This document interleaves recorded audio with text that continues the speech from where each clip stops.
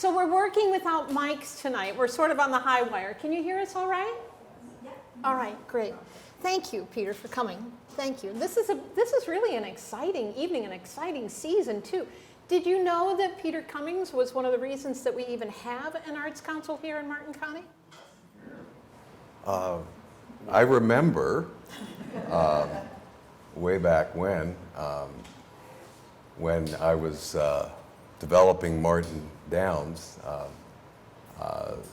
forming, I think I was the founding chair of the Arts Council. So that goes back, 30 to 35 years. I also was commenting, it's very rare for me to look at something about myself in doing anything in Martin County and not being identified as the developer of Martin Downs. I mean, finally. Right.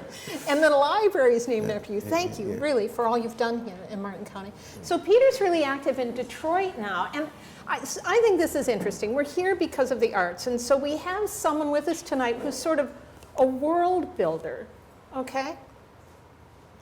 And his primary focus in the arts is audio. Isn't that interesting? So here you are from Detroit. You're spending most of your time there now, right? I spend probably 50% of my time in Detroit. I spend 50% of my time there and probably the balance of my time either in Florida or in New York. I'm forming a new company in Detroit, which is dedicated entirely to developing in Detroit and to creating new residential and retail opportunities in Detroit. The company that my older son Casey and I have partnered in for many, many years, I've essentially turned over to him, and a lot of my energy and time now are focused on Detroit. So in Detroit and New York as a businessman, but you're also involved in the symphony in Detroit and then the Philharmonic in New York? Right. I'm on the board of the Detroit Symphony Orchestra and of the New York Philharmonic, and am an active board member in both cases. I've been on the board in Detroit for over 20 years and chaired that board for a number of years. I've been on the board in New York for about 10 years and sit on the Building and Architect Selection Committee, and we just finished a process in New York whereby we selected an architectural team that will build the new David Geffen Hall. I'm sure a lot of people are familiar with Avery Fisher Hall, which has been a much maligned performance space for virtually all its life, for reasons some of which are valid and some of which aren't. I think that people complain a lot about the acoustics in Avery Fisher Hall, and I think 99% of the people who go into that hall really don't have an ear that's so well tuned that they say something's off here. I think it's more what they're looking at is it's not intimate, it's not appealing, it doesn't, and so I think they translate that mentally into saying, boy, those are bad acoustics, and really what they're looking at is something that doesn't appeal to the eye. But I have a sister-in-law who swears that she can't hear you if she doesn't have her glasses on. Well, yeah.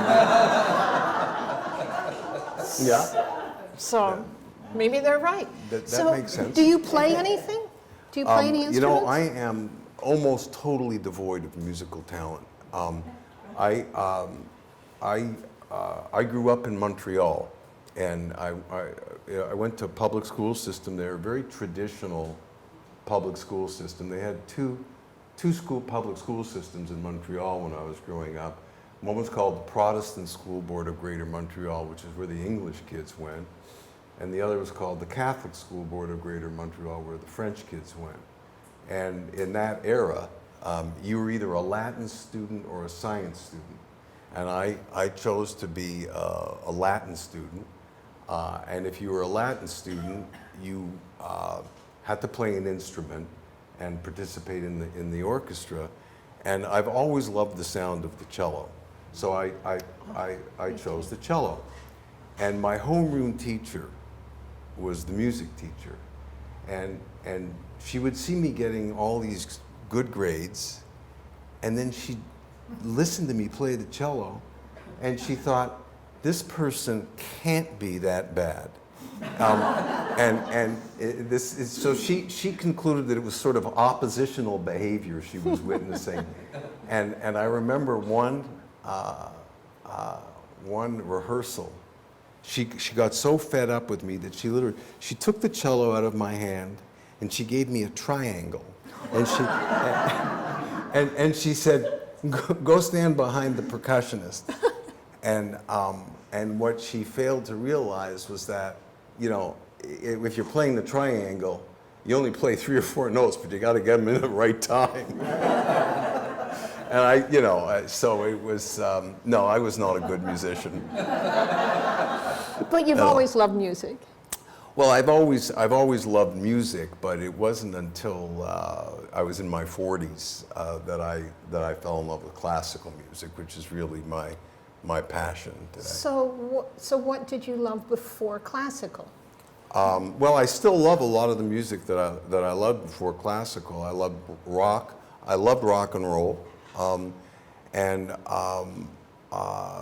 mostly rock and roll. I now like lots of different kinds of music, and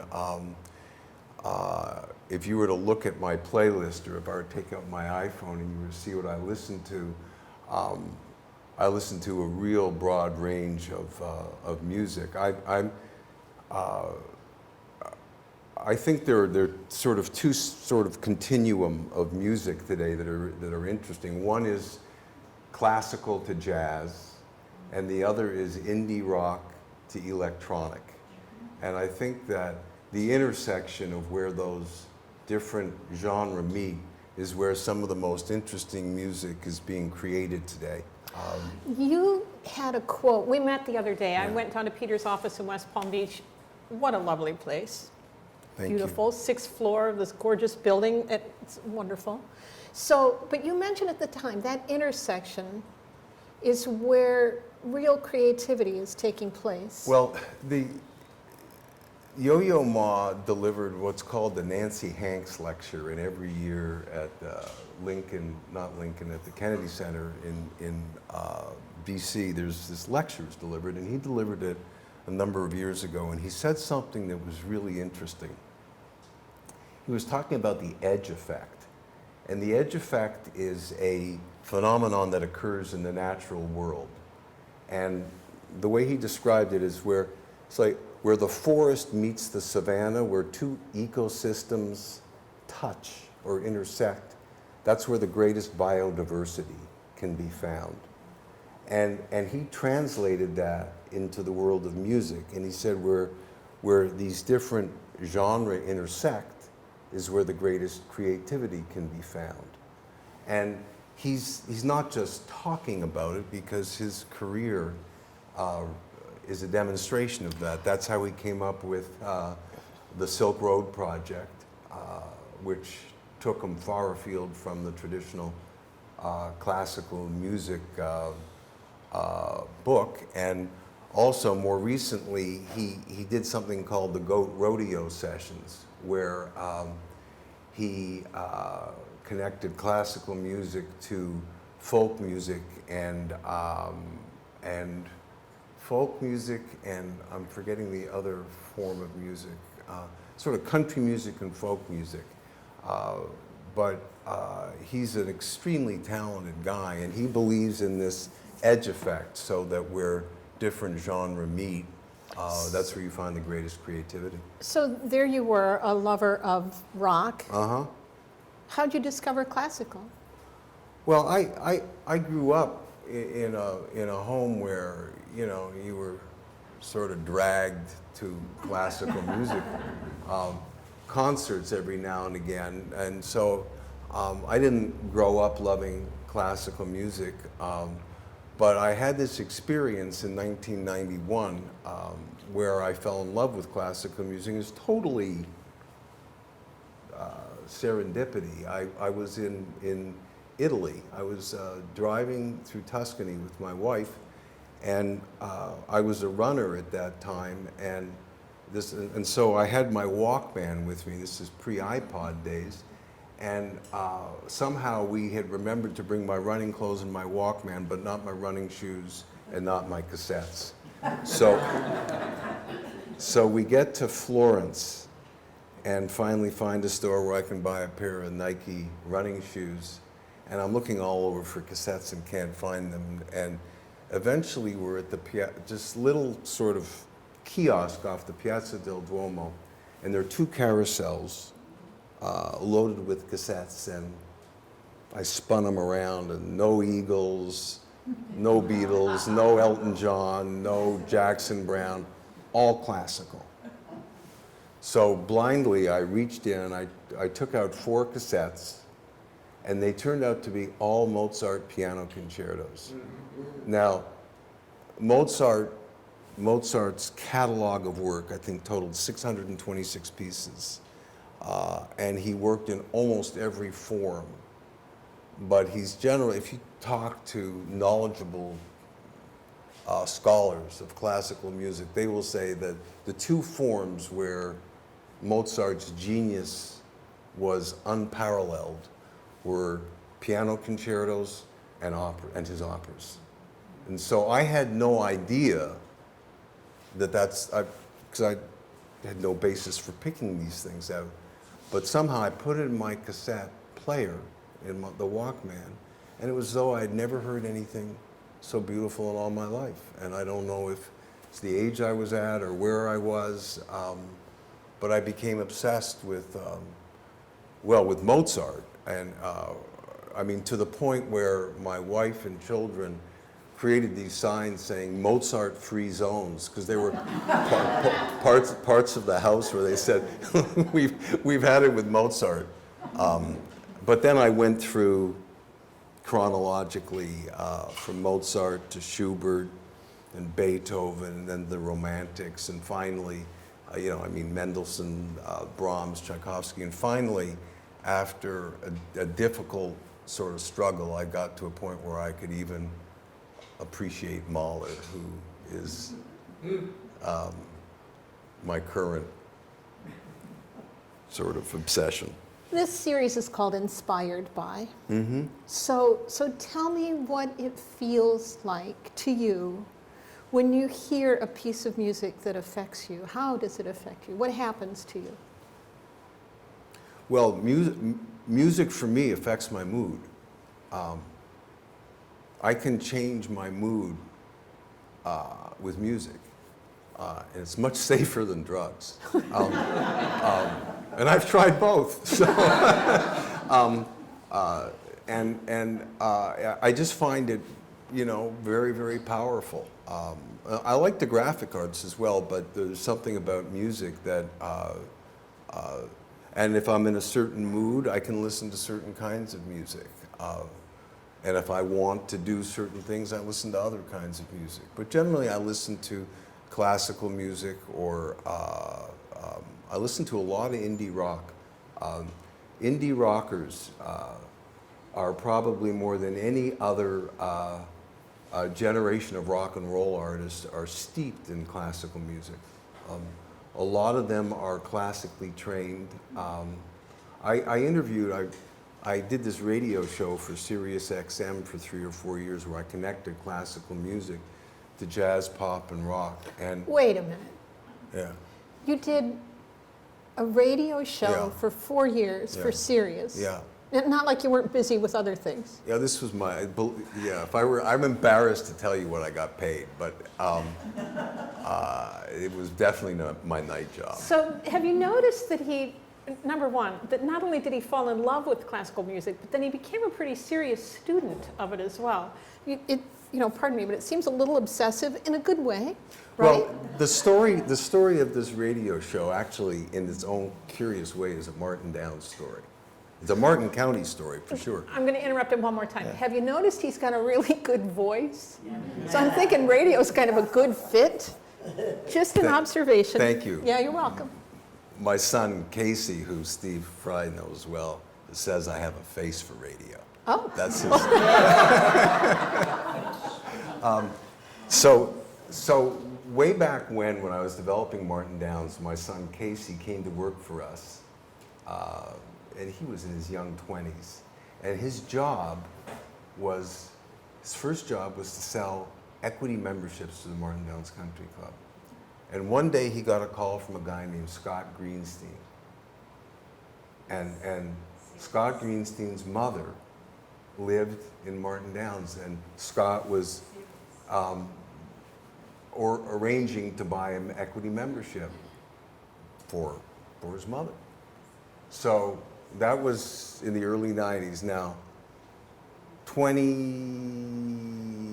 close to 30 years later, at least 25 years later, Scott Greenstein is the president of Sirius XM, and he's maintained a friendship with my son Casey for all these years. Excuse me. And Casey and I were in New York one day on business, and he said, listen, I'm having dinner with Scott Greenstein tonight. Why don't you join us? So I said, sure. So Scott, about halfway through dinner, and he's had a few drinks, he looks at me and he says, what kind of music do you listen to? You know, it's sort of like he expected me to say like Mantovani, or I don't know what he expected, but I said, well, I'll scroll through artists starting at A. I listened to Academy of St. Martin in the Fields, Aerosmith, Alfred Brendel, Alicia Keys, Anne-Sophie Mutter, Annie Lennox, and I kept going back and forth between popular music and classical music. So he said, I want to see your iPhone. So he takes my iPhone and he scrolls for about a minute, and he looks at me and says, I want you to do a show for Sirius. And I thought he had had too much to drink. And so what happened was, the next day I get an email from him, and he arranges for me to meet his senior programmers. And they're not quite sure what he has in mind, but he says, well, I'd like to sort of connect classical music to more popular music. So they said, okay, let's try it out. And they said to me, when you're in New York next time, bring us a playlist. What would a show consist of? So my first idea for a show was to connect classical music to progressive rock. So the Beatles, the Moody Blues, Emerson, Lake and Palmer, Yes, the groups that really got into sort of the lush orchestration that previous to them wasn't found in rock and roll. And so they thought the playlist was interesting and this thing had potential. So they said, okay, we're going to put you in the studio and do a demo. And a week later, they called me and said, listen, we've listened to the demo. We think you have a good voice for radio, but you speak way too slowly. And I said, my kids have been telling me that for years. The first show was going to air, and I get a call from the guy who runs the talent department, and he said, John Anderson, who was the lead singer for Yes, is going to be in the studio next week, and he'd like to meet you and talk to you about the show you're working on. So I met John Anderson at the studio in New York and started to talk to him and sort of interview him. And about 5 minutes into the discussion, he literally starts to tear up, and he starts to talk about the first time he ever heard a Sibelius symphony. And I was astounded. And then he went on and talked about his current fascination with Stravinsky. So I changed the whole idea for the format for the radio show and built it around the interview with John Anderson, and sort of interspliced his music, the music that inspired him, and our discussion into an hour show. And that was going to be the show that we would start with. And then I got another call from the talent department. Pay attention. And they said, Sting is about to go on tour backed by a symphony orchestra for the first time, and his manager thinks this would be an interesting platform. So Can you imagine? 4 or 5 days later, I'm in Sting's apartment on the Upper West Side interviewing Sting. And the thing he said that was moving for me was, he said, you may find this hard to believe, but every morning that I can, I get up and with guitar in hand, I try to work my way a little further through the Bach cello suites. And so I discovered through interviewing these musicians, and I did about 50 shows over a 3 or 4 year period, that a lot of rock musicians and contemporary musicians are very tied into classical music. If they've been around for more than a generation, they start to dig. And if they dig, generally what happens is they dig through rock and roll, they dig through jazz, and then they hit the mother lode of classical music. But a lot of them are are amazingly skilled and knowledgeable about classical music. There's this guitarist whose name is Jeff Beck, and he was one of the real guitar gods of the golden age of rock and roll. Jeff Beck and Eric Clapton and Jimmy Page, and he released an album called Emotion and Commotion that has some classical music on it, played with you know,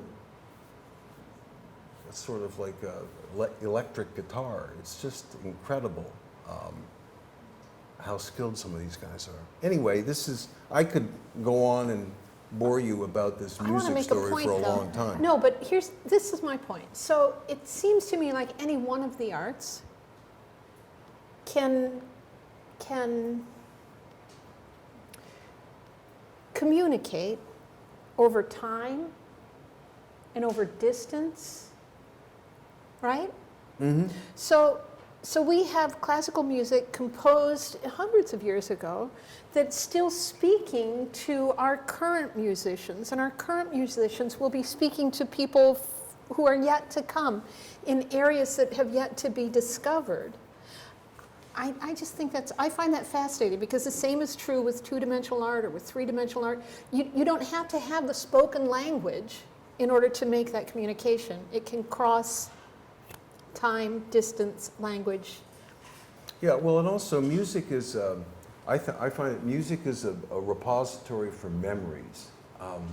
You know, so many of our experiences, I know with my experiences, I associate it with music.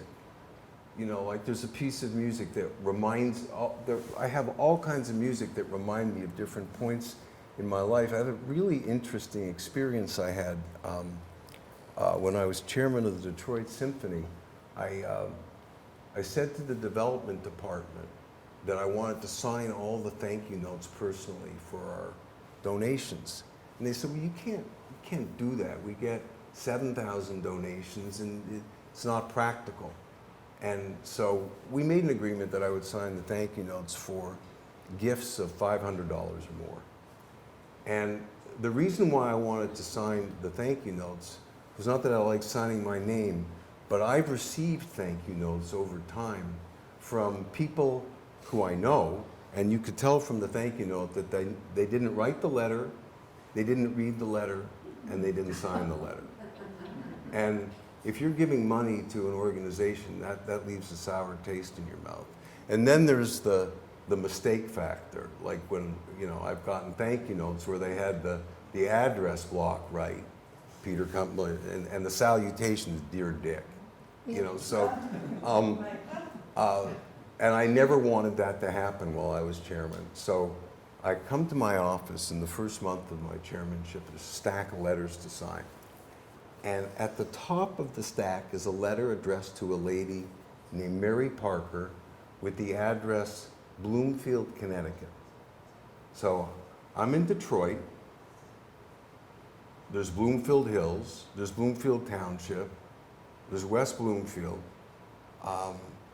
And I'm looking at a letter addressed to a woman in Bloomfield, Connecticut, thanking her for her gift to our annual fund for $50,000. So I call the staff and I say, you obviously have the address wrong. And they said, no, that she's from Connecticut. And I said, well, why is a lady from Connecticut giving the Detroit Symphony $50,000?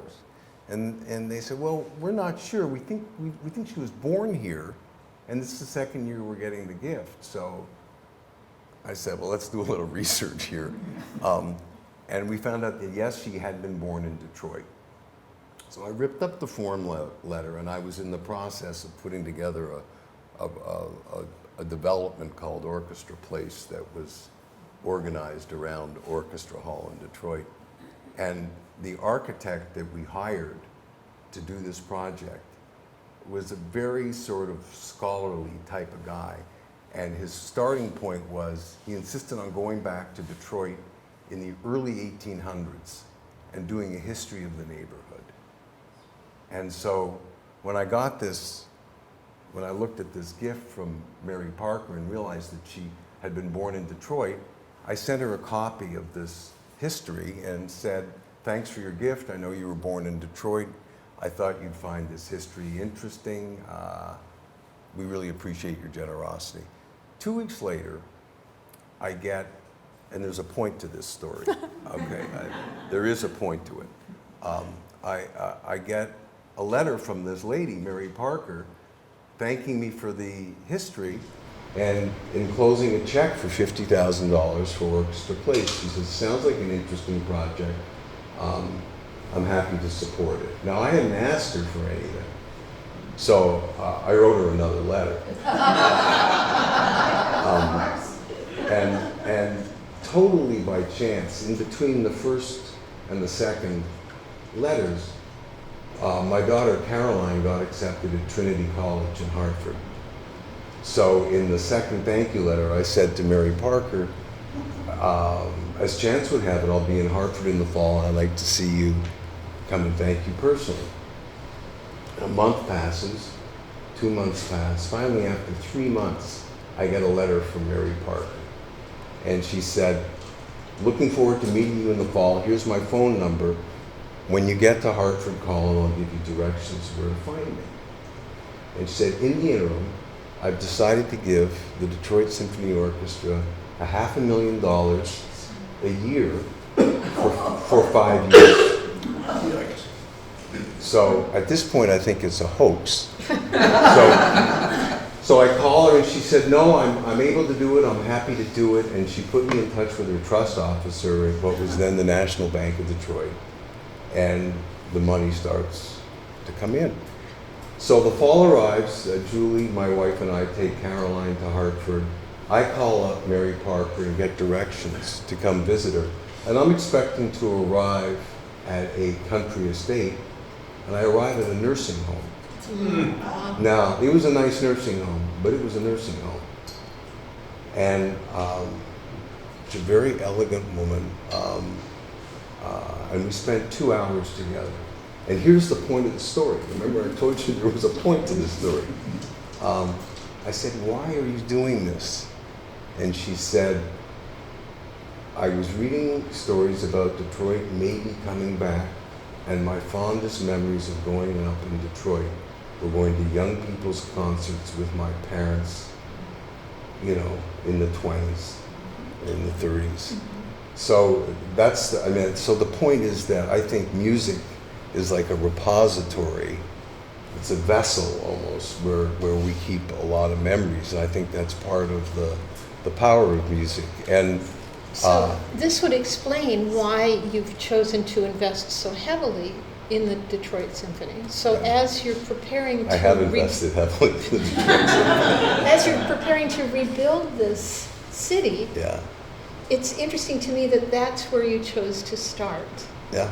You're already creating the memories for the piece. So you're starting to communicate across time and distance. There's a whole other sort of subject about the arts and economic and urban development, which is an interesting story that's more sort of bricks and mortar and real world as opposed to some of the spiritual stuff that I've been talking about.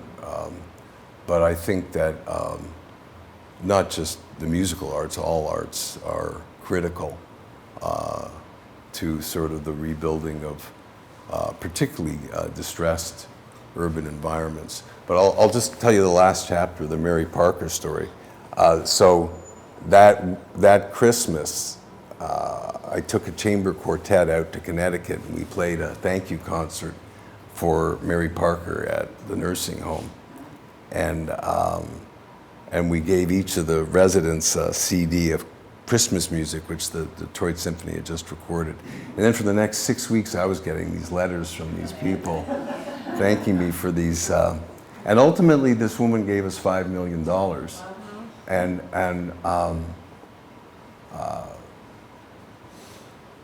It was the power of that memory for her that triggered that giving.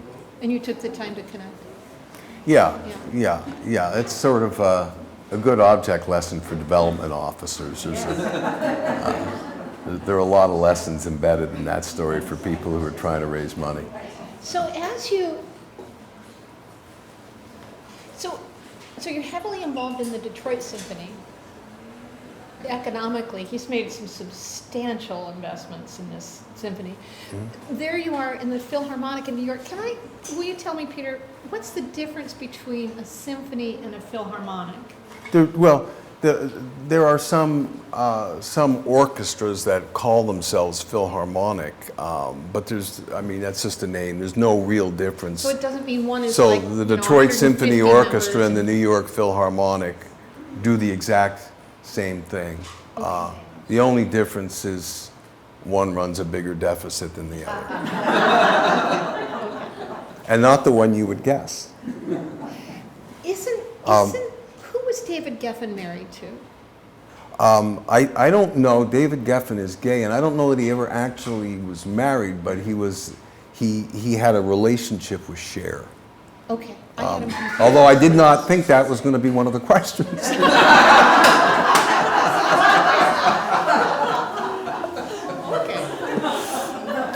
Do you miss doing radio? It was fun, but it was getting, it was a lot of work, a lot of research, and I wanted to move it to a different level, and Sirius wasn't the place to do it, and there's a limit to how much. It was a great sidebar for 3 or 4 years, and I learned a lot and met a lot of interesting people, but I can't say I miss it. Who did you meet? Who was interesting to you?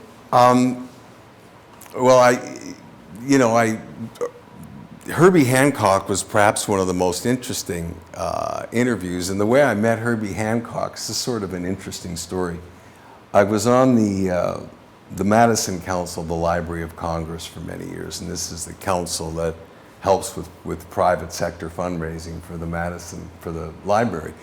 And they have something called the Gershwin Award, which they give annually to someone who's made a great contribution to American song. So one year they gave it to Paul McCartney. It's about 4 years ago, and so I was there that night, and that was when I met Herbie Hancock and arranged to interview him. But the thing that happened that night was I was seated at this table, and to my left was a woman named Nancy Chevelle, who was then Paul McCartney's girlfriend and is now his wife. Then there was me, and then there was my wife, Julie. And across from us was a woman named Lady Scheinbaum, who was the wife of the British ambassador to the United States, Paul McCartney, and Nancy Pelosi. So there's the sort of people finding their seats before dinner, and Paul McCartney goes around the table and comes over to me and says, "Listen, I don't get to sit near my girlfriend. I just don't get a chance to very often. Do you mind switching seats with me?" So I said, "Sure, I'd be glad to switch seats." So I had to go around to the other side of the table and explain to Nancy Pelosi why instead of her dinner partner being Paul McCartney, it was going to be Peter Cummings, who wasn't even a Democrat. Although this year maybe. Do So- you have anything? Do you have anything you could? Do you have anything we could listen to? Well, we plugged in this thing here, and if it works, and it may or may not, this is the beginning of the interview with Herbie Hancock. Selecting the classics on Sirius XM Pops Orchestra and the New York Philharmonic, Peter Cummings. This is linked on Sirius XM Pops, and I'm your host, Peter Cummings. Trying to talk faster. Today we're going to explore the connection between jazz and classical music, and there's no one better to assist in exploring that connection than legendary jazzman Herbie Hancock. Herbie, who is about to be 70, has just released his 50th album called The Imagine Project. Before discussing that project and his jazz, let's correct the record regarding the first concerto that Herbie played with the Chicago Symphony when he was 11 years old. So, Herbie, every biographical note I read about you talks about Herbie Hancock, age 11, in Chicago, appearing with the Chicago Symphony Orchestra, playing the first movement of Mozart Piano Concerto No. 5. And before we went on the air, you have confirmed that it was in fact Mozart Piano Concerto Number 26. number 26. So we're gonna Coronation Concerto. And what obviously threw people off is they're both D major concertos. Right. Right. What I'm interested in asking is what was happening in the Hancock household and in the life of Herbie Hancock when he was 7, 8, 9, so that all of a sudden at age 11 he's performing in Chicago with the Chicago Symphony. Well, when I was a kid, my mother in particular wanted her children to have, quote, culture, unquote. And what that meant to an African-American mother who was from Georgia at that time was we had to have some exposure to classical music, because even to African-Americans, music like jazz and the blues, they weren't considered culture. You know, that brainwashing has been going on for a long time, you know. That's certainly changed, as I know there's been a tremendous contribution by African-American artists to what is now considered the classical music canon, and African-American artists who have not originally worked in the class. So there's a really interesting, to me is so fascinating that this man said to his mother when he was growing up, the jazz and blues weren't culture. I mean, it's sort of, you know, race issues are you know, higher on the agenda and in our consciousness today than they have been in a long time, I think. And that captures, to me, cultural racism that that in this country, you know, to many people, jazz and blues would not be considered culture at a certain point. And I also interviewed Wynton Marsalis, and he went on about this at some length, that he said this is a country that doesn't have like a national song and a national dance, and he says it's because the true national song and the national dance are black art forms, and that's why they never became enshrined sort of and respected nationally. You know, I listened to something a while back, and when the country of Cameroon became independent, the entire country sang the same song. Mm-hmm. You could walk out on the street, and it was a repetitive song. I wish I could sing it for you. It was so interesting. But anybody could pick up the song anywhere, and they sang it in harmonies. And I thought, what an interesting way to unite and celebrate a culture and offer hope for the future, too. Speaking of that, what's next for you? Dinner. Dinner. Of course. I'm really spending a lot of time working in Detroit, and a project I'm working on a lot of different projects, but one of the projects that really interests me is the downtown of Detroit is really booming now, and being gentrified, and the neighborhoods are being ignored. So I'm working on a project in one of those ignored neighborhoods where there's an artist village that's run down and the roof is falling in, and so I'm working with them to try to help them qualify for a Knight Arts Challenge. The Knight Foundation from Miami has 4 cities, Akron, Miami, Detroit, and I forget the 4th, where they give $8 million a year out to different arts projects. And so I'm working right now on helping them qualify for a Knight Arts Challenge grant. In a certain way, these neighborhoods that are stressed and are blighted and there's tremendous poverty, all people talk about is what they don't have, and what they do have in many of these communities is this flicker of creativity that has endured. To some degree, you have to be pretty creative to live in these neighborhoods, but there's some amazing art you discover in these neighborhoods, and it's sort of a way to change the narrative about these neighborhoods, so where on an art level you can get people sort of speaking peer to peer rather than a rich guy to a poor guy, or someone who's living around blight versus someone who's living in a nice neighborhood. So I think the arts and urban development, I could go on at great length about that, not just as a economic development tool, which the arts certainly are, but more in a neighborhood development sense, where you can elevate some of these stressed neighborhoods by celebrating the art that does exist there.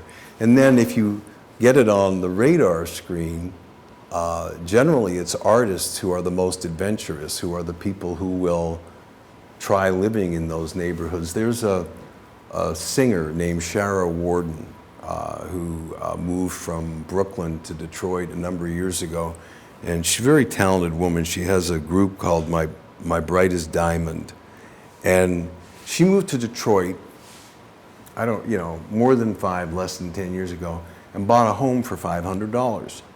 And invested $20,000 and has a wonderful home. And a lot of artists are attracted to these neighborhoods, and so I'm trying to do everything I can to pick 1 or 2 that I think have the chance to become attractive to the artist community.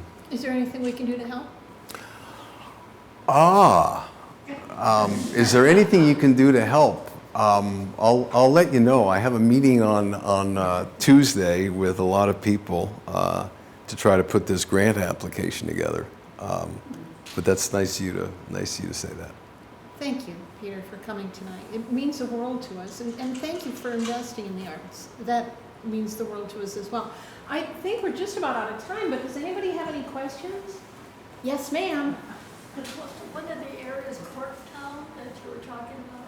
Corktown? Yeah. Yeah, Corktown is a very cool place. Yeah. That was the area that you were trying to help, because they've been doing so much for themselves. Corktown, ironic, there's 3 different kinds of neighborhoods in Detroit. Neighborhoods that got it made, they're on the Woodward Corridor, the M1 light rail is being installed, and that's sort of the central business district, sports and entertainment district, Midtown, Techtown, New Center. Then there's the next tier of neighborhoods, Corktown, the University District, Eastern Market, that will have it made. They've got enough going on there, so you can tell those neighborhoods are going to come back. The neighborhoods that I'm interested in are the really woe-begone neighborhoods that are in a way the last stop before homelessness. Peter showed me a picture the other day of an African bead museum, and on the front of it there's this spectacular mosaic Yeah, I'd love yeah. to be able to share that with you. If you send me the picture, we can put it Yeah. up on our site, okay? Yeah, I will. Yeah, it's really beautiful. Yeah, I will. We'll end up doing a blog post and have the video that's being taken tonight on our Oh, blog, good. so you can Perfect. share it, and we can share that photograph. Follow Yes. the artists in New York, as you know, Greenwich Village, Soho, Williamsburg Right. was falling under. Right. The artists go now, the artists gotta move out of Williamsburg because it's real hot. Yeah, it's too expensive. Yeah. So They say we have people from, there are people moving from Brooklyn to Detroit. Yeah, that's right. Absolutely. There you Yeah. go. Okay. Barbara Charlotte. Yeah. I don't know if you remember, but you used to come to my classroom when you were a guest speaker. I do remember you. Yeah, you were talking about it in economics, and I'll never forget you telling me, you wish you were a teacher, but I can see tonight you are a teacher. No, thank you. Of course. Thank you. Yes. Yes. Are there podcasts of the series you did on Sirius Radio, and how do we find them? Yeah, there is a website, and I will leave that information, and all the shows are archived, and I use SoundCloud, and so you can go listen to them if you want, but I'll leave that information. Yes, ma'am. I have a son who lives in Berkeley, Yeah, UBS in Birmingham, Michigan. Yeah. Started life with Quicken Loans. yeah. So what do you, I mean, the guy from Quicken Loans is buying up a whole lot of derelict Yeah. stuff. And great plan. I mean, it all sounds Yeah, good yeah. to me.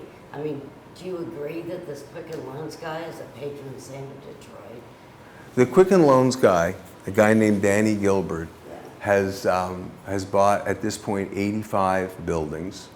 Now some of them are small, but some of them are big, and he has invested about $2 billion in essentially taking buildings, some of them the most magnificent Art Deco architecture, and going in and rehabbing them, and he's brought somewhere close to 14,000 jobs downtown. Now, And he moved from Novi to downtown Detroit. yeah, and Livonia, and Yeah, Livonia.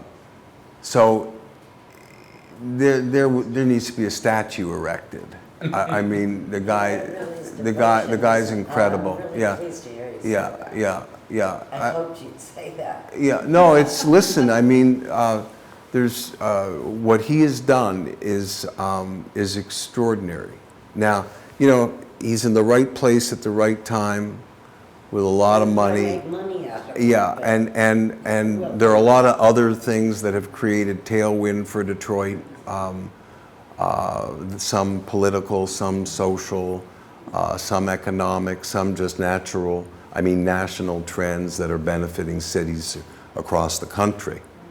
You know what it reminds me of is that I could get it wrong, but isn't it the Hindu god Shiva with all the arms that's the god of death and destruction and opportunity? That's another question I did not expect to hear. So it's sort of, it is interesting. Yeah, I'm glad that you're yeah. in this place at this time because Yeah. there's so much that you can do. And bring Well, forward. It's I have to tell you, exciting. it's the most interesting real estate work I've ever It done. really is. You know, it's, when I think of, I would have zero interest in doing any greenfield development today. There's so many interesting things to do in the urban environment. Wait. Greenfield development, meaning like Palm City. Meaning, Huge area. Martin Downs was greenfield development. Okay. So by urban downtown, did you have a question? Well, I actually just have a comment. I just want to thank you for reminding us, particularly people who are involved in the arts and are passionate about it.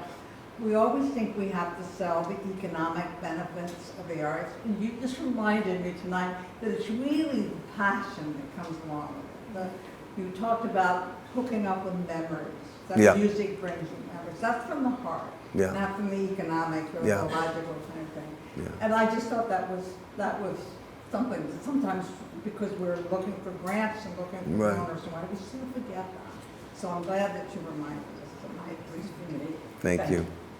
Thank you, everyone. Thank you.